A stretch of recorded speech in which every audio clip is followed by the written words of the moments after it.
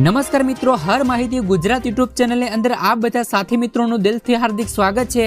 આજે તારીખ મિત્રો 11/7/2024 ને આજના મિત્રો વરસાદના લાઈવ હવામાન સમાચાર જાણીશું, જેમાં મિત્રો આજે અને આવતીકાલે કયા કયા વિસ્તારોમાં ભારેથી લઈ અતિ ભારે વરસાદની આગાહી કરવામાં આવી છે, તેમજ મિત્રો કયા કયા વિસ્તારોમાં હળવોથી લઈ મધ્યમ વરસાદ પડશે તેને લઈને મિત્રો આપણે આજના આ વિડીયોમાં વાત કરીશું। તો મિત્રો દક્ષિણ ગુજરાત પરના સાયક્લોનિક સર્ક્યુલેશનની અસરના ભાગરૂપે ગઈકાલથી જ સૌરાષ્ટ્ર સહિત રાજ્યના અનેક વિસ્તારોમાં સામાન્યથી લઈને ભારે વરસાદ થયો છે। અત્યાર સુધી મિત્રો ગુજરાત પૂરતું સીમિત રહેલું વરસાદનું જોર સૌરાષ્ટ્ર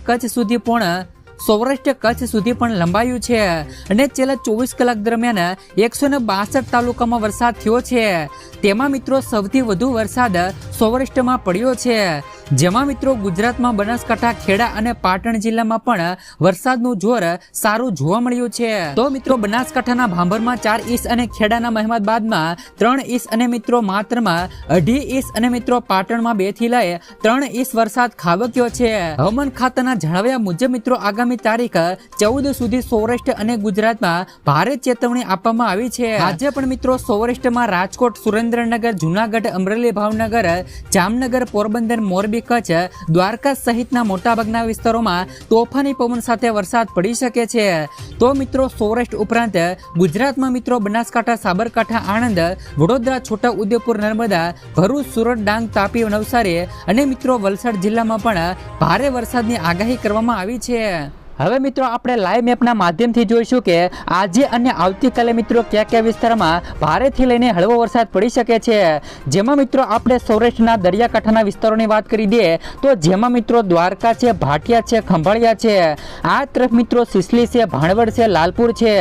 આ વિસ્તારમાં મિત્રો હળવોથી લઈ મધ્યમ વરસાદ જોવા મળે છે। આ તરફ મિત્રો કુતિયાણા છે, ઉપલેટા છે, તેમજ મિત્રો કેશોદ છે, જુનાગઢ છે, જેતપુર છે, વિસાવદર છે, આ વિસ્તારોમાં પણ મિત્રો હળવોથી લઈ આજના દિવસે મિત્રો મધ્યમ વરસાદ જોવા મળે છે। તો મિત્રો મહુવાના દરિયાકાંઠાના વિસ્તારોની વાત કરી દઈએ તો મહુવામાં મિત્રો મહુવા છે, રાજુલા છે, તેમજ મિત્રો ભાવનગરના આજુબાજુના વિસ્તારો છે। તો મિત્રો તુલસીશામ છે, ઉના છે, કોડીનાર છે, વેરાવળ છે, વિસાવદર છે, ધારી પંથકના વિસ્તારો છે, કુંડલા છે, આ વિસ્તારોમાં પણ મિત્રો હળવોથી લઈ મધ્યમ વરસાદ મિત્રો બપોરના સમયે જોવા મળી શકે છે। સાથે સાથે મિત્રો દક્ષિણ ગુજરાતના વિસ્તારોની વાત કરી દઈએ તો મિત્રો દક્ષિણ ગુજરાતના વિસ્તારોમાં પણ અમુક જગ્યાએ દોકલ તોકલ વરસાદ જોવા મળે છે, જેમાં મિત્રો વાત કરીએ તો સુરત છે, નવસારી છે, બારડોલી છે, વ્યારા છે, વાનકલ છે, કોસંબા છે, આ વિસ્તારમાં પણ મિત્રો હળવોથી લઈ મધ્યમ વરસાદ જોવા મળે છે। મિત્રો આપણે મધ્ય ગુજરાતના વિસ્તારોની વાત કરી દઈએ તો મધ્ય ગુજરાતમાં પણ મિત્રો હળવોથી લઈ મધ્યમ વરસાદ જોવા મળે છે,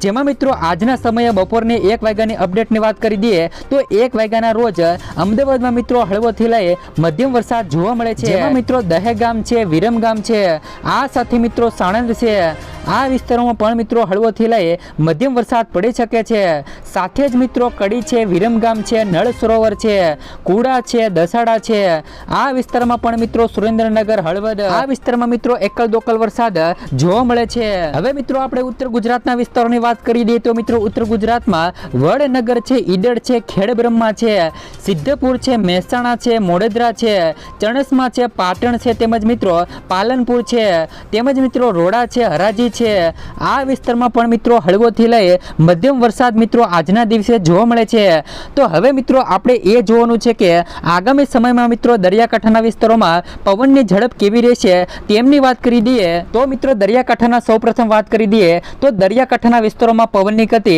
કેવી રહેશે તેમની વાત કરી દઈએ તો મિત્રો દ્વારકાના વિસ્તારોમાં 30 થી લઈ 35 કિમી પ્રતિ કલાકની ઝડપે પવન જોવા મળે છે। આ સાથે મિત્રો ભાટિયાના વિસ્તારોમાં પણ 30 થી લઈને મિત્રો 35 ની પવનની ગતિ જોવા મળે છે। આ સાથે મિત્રો પોરબંદરના વિસ્તારોમાં પણ તમે જોઈ શકો છો કે તે પ્રમાણે 35 થી લઈને મિત્રો 30 ની પ્રતિ કલાકની કિમીની ઝડપે જોવા મળે છે।